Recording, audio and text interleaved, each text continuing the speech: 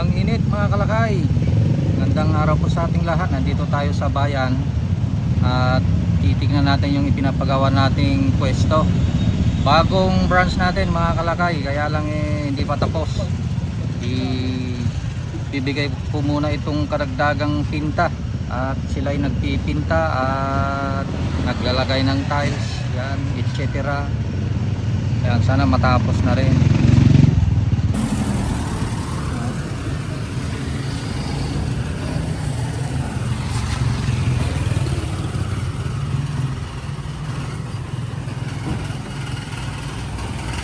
Yan yung pwesto natin. Okay. Ayun, nag-flooring sila. Ay, ito yan, bossing. Maragdagan. Na rin ang natapos. Oh.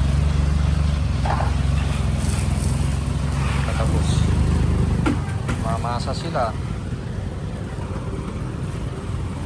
Nag-flooring sila. Oh. Ayaw, simple lang.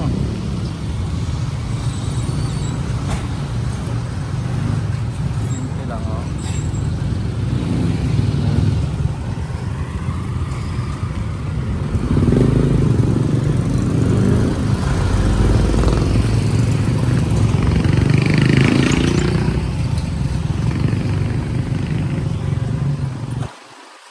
Kantong kanto.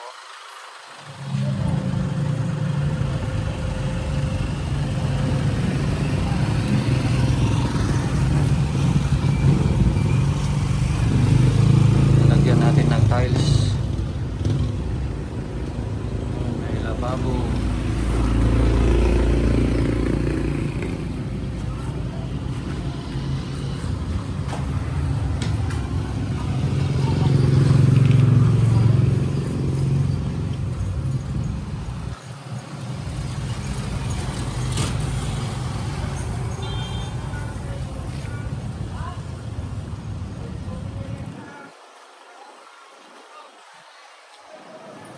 ayan, kantong kanto.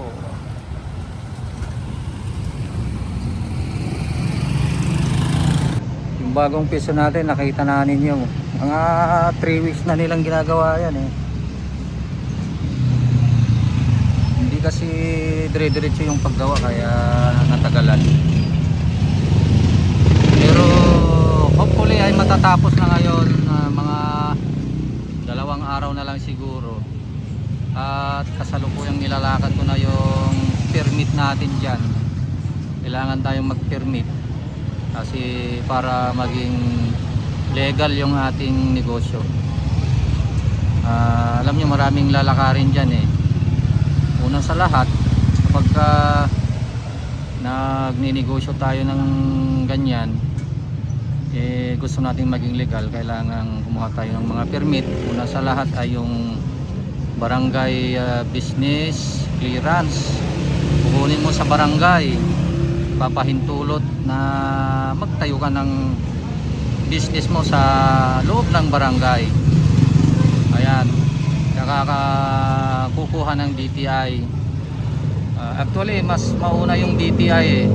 Kailangan kumuha ka muna ng pangalan ng negosyo mo. Halimbawa Gardo's Fried Chicken, yan yung pangalan ng negosyo mo, kaya ikukuha mo yan ng DTI, tapos barangay permit, tapos lalakarin mo na ngayon yung business permit or yung mayor's permit na tinatawag. Sa pagkuha ng mayor's permit ay maraming lalakarin dyan. Mayroong ano dyan, sa engineering office, zoning, ayan, lalakarin mo yan. Kailangan ng kung yung area mo kailangan ng clearance sa pagtatayo ng building, yan, titignan nila yan. At yung mga clearance mo naman or permit mo na galing sa health office, tulad ng health certificate ng mga magiging empleyado mo, sanitary permit, at sa munisipyo naman o sa city hall kailangan mo dyan ng working permit ng magiging tao mo. Yan.